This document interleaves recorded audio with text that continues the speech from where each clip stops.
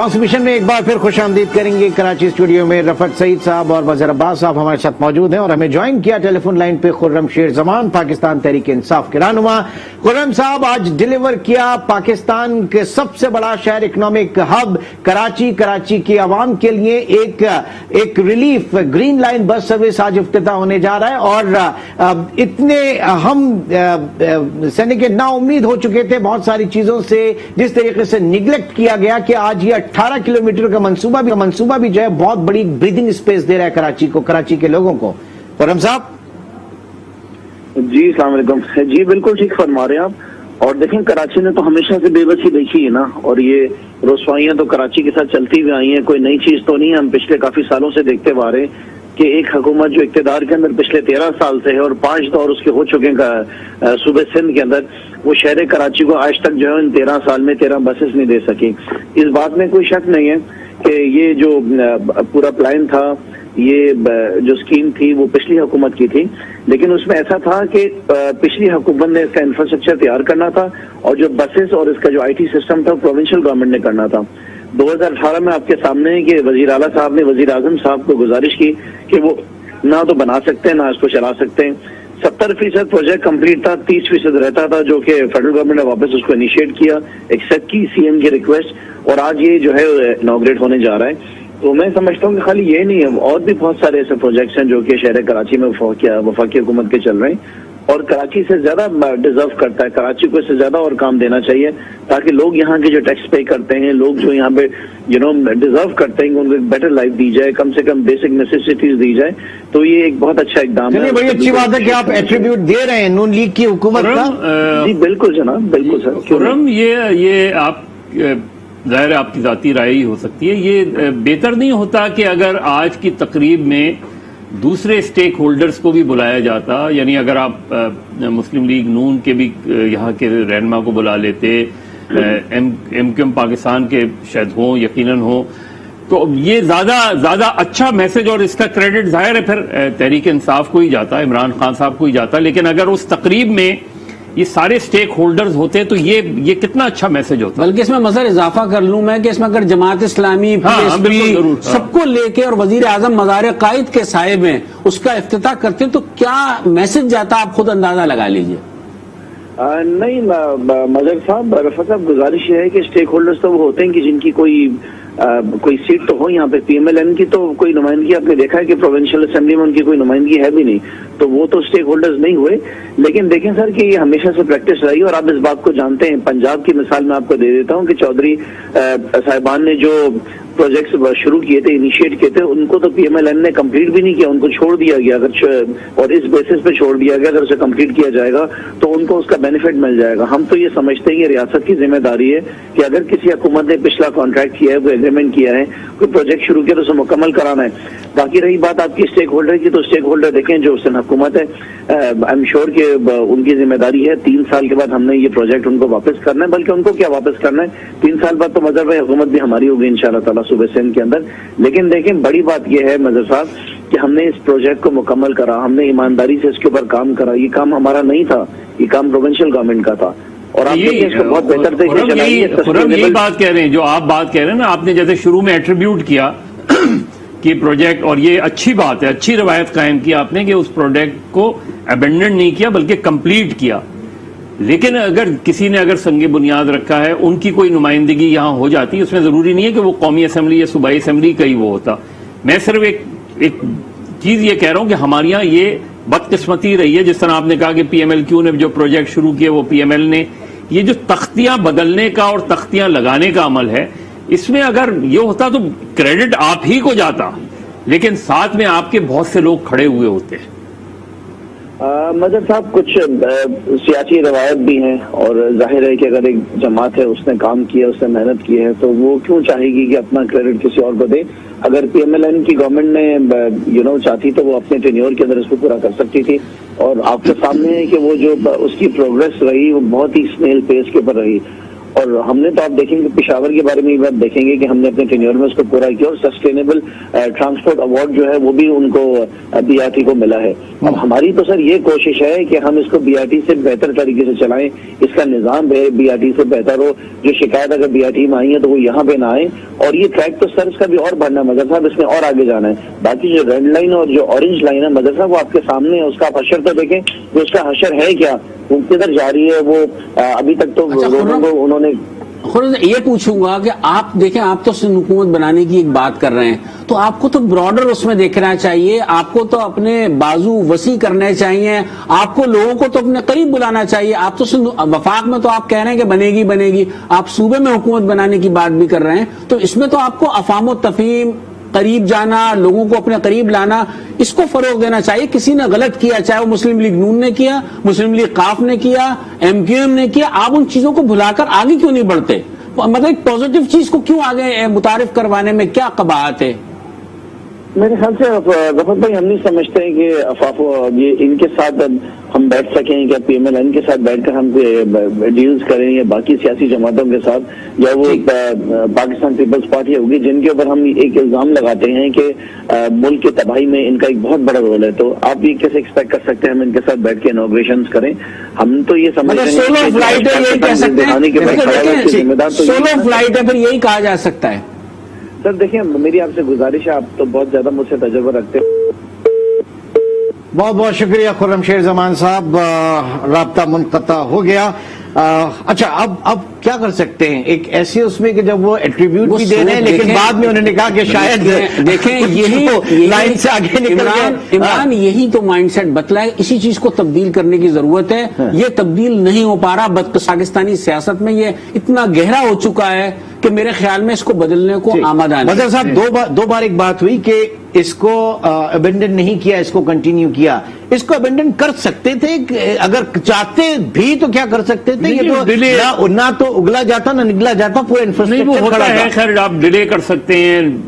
Abandon کا مطلب یہی ہوتا ہے کہ پروجیکٹ کو ڈیلے کر دیا, اتنا ڈیلے کر دیا کہ وہ خود ہی ختم ہو گیا. لیکن اب یہ جیسے وہی میں کہہ رہا ہوں نا کہ عمران خان صاحب کا ایک بڑا ایشو یہ ہے کہ وہ محنتی ہیں, سب کچھ ہیں, لیکن وہ اپنی ہی باتوں کے اسیر ہیں. وہ میٹرو کے خلاف تھے, جنگلہ بس میٹرو شروع کی انہوں نے. وہ موٹر وے کے خلاف تھے, موٹر وے کر رہے ہیں, سڑکیں بنانے سے قومی نہیں بنتی, قومیں بندی. تو آپ کو صرف یہ دیکھنا ہے کہ آپ یہ دیکھیں کہ ایک موٹر وے دیکھیں, انڈسٹریلائزیشن کا سب سے بنیادی اصول یہ ہے روڈ اینڈ ٹرانسپورٹ.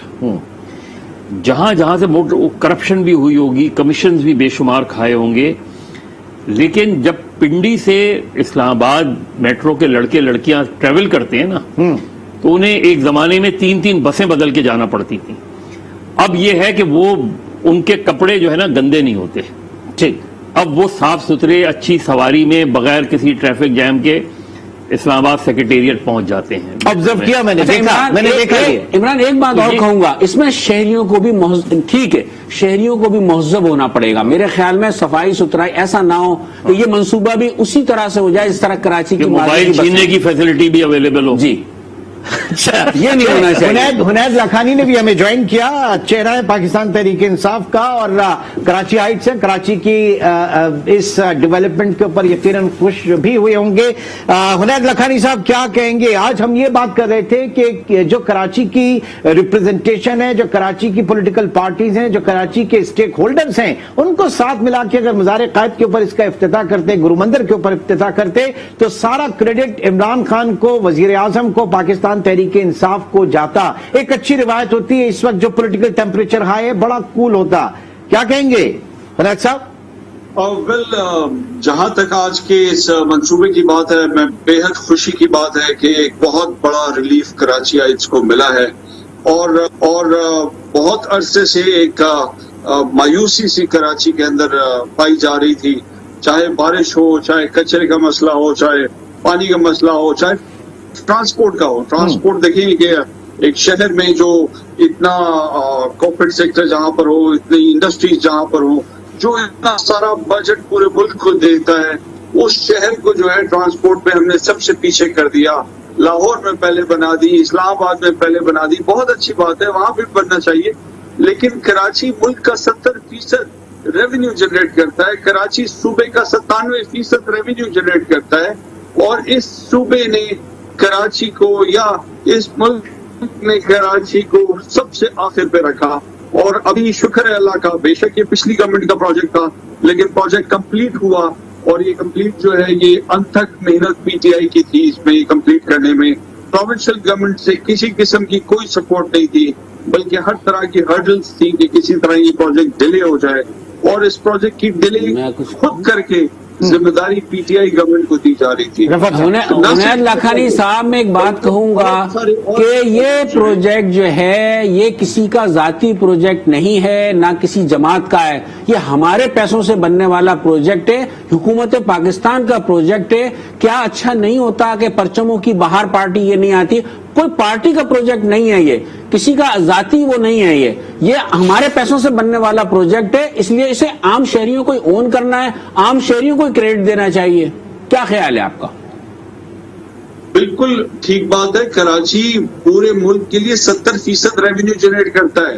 یہ شہر 4000 کروڑ، لیکن وزیر خزانہ آپ کی جماعت کے تو ماننے کو تیار ہی نہیں ہے. لاکھانی صاحب، یہ ہم پچھلے کتنے عرصے سے 3 سال ماشاءاللہ آپ کو ہو رہے ہیں، ہم بھی یہی کہتے ہیں کہ 70% جنریٹ کرتا ہے. ذرا یہاں کی سڑکیں صحیح کرا لیں، یہاں کے سائٹ ایریا، یہاں کے جو کمرشل ہبز ہیں وہاں کی سڑکیں صحیح کرا لیں. جو آج آپ ہمیں بتا رہے ہیں یہ ہم پچھلے 3 سال سے آپ کو بتا رہے ہیں. ہم انتظار، کراچی شہر نے مینڈیٹ دیا تحریک انصاف کو، لیکن کراچی کے ساتھ وہ سلوک جو کیا گیا ہے وہ وہی روا رکھا گیا. ایک تازہ ہوا کا جھونکا ضرور ہے گرین لائن، لیکن کراچی اس سلوک کا مستحق نہیں تھا.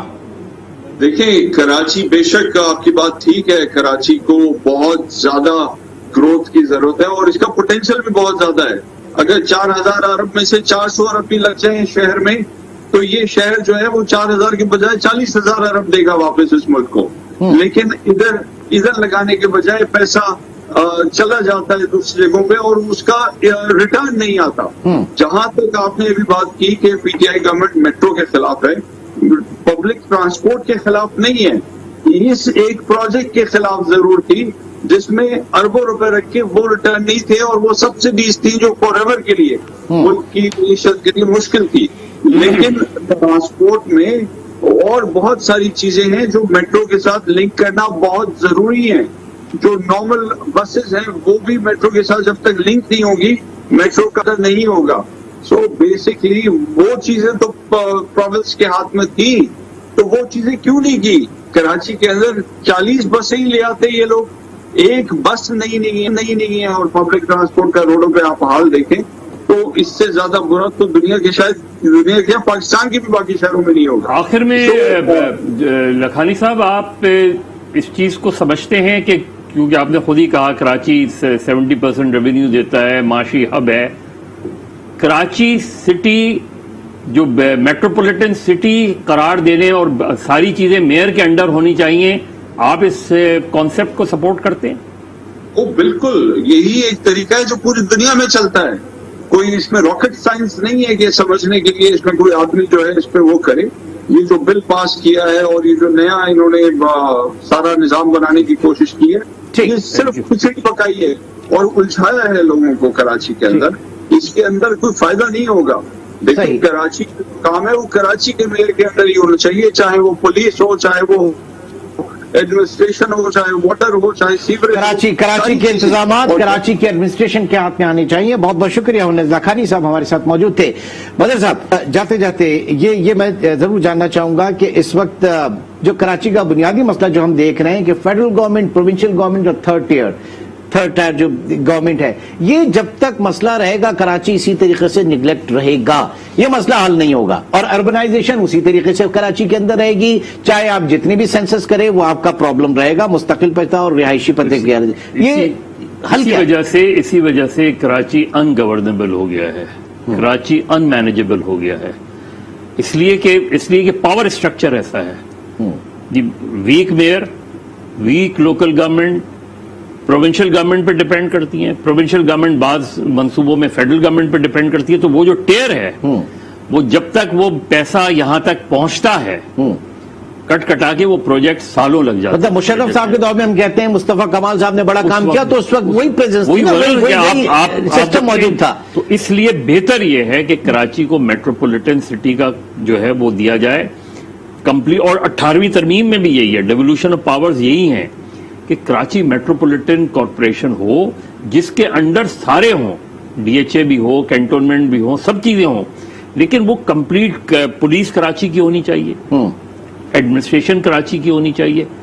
कराची जब तक आप कोई भी और दुनिया में ये कोई ऐसा नहीं है, जिस तरह लाखानी साहब भी कह रहे थे, आप टोक्यो उठा लें, मैं कहता हूं न्यूयॉर्क का मेयर देख लें कितना पावरफुल है, उठा लें, वो ले आप एक मेयर के अंडर हर चीज होती है, फायर ब्रिगेड।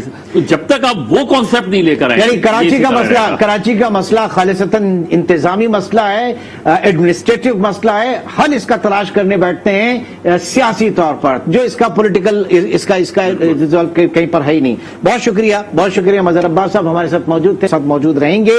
एक ब्रेक की तरफ चलेंगे। ट्रांसमिशन कराची की आज के इस इनॉग्रेशन के हवाले से, ग्रीन लाइन बस सर्विस की इनॉग्रेशन के हवाले से जारी है। एक छोटे से ब्रेक के बाद दोबारा मिलते हैं।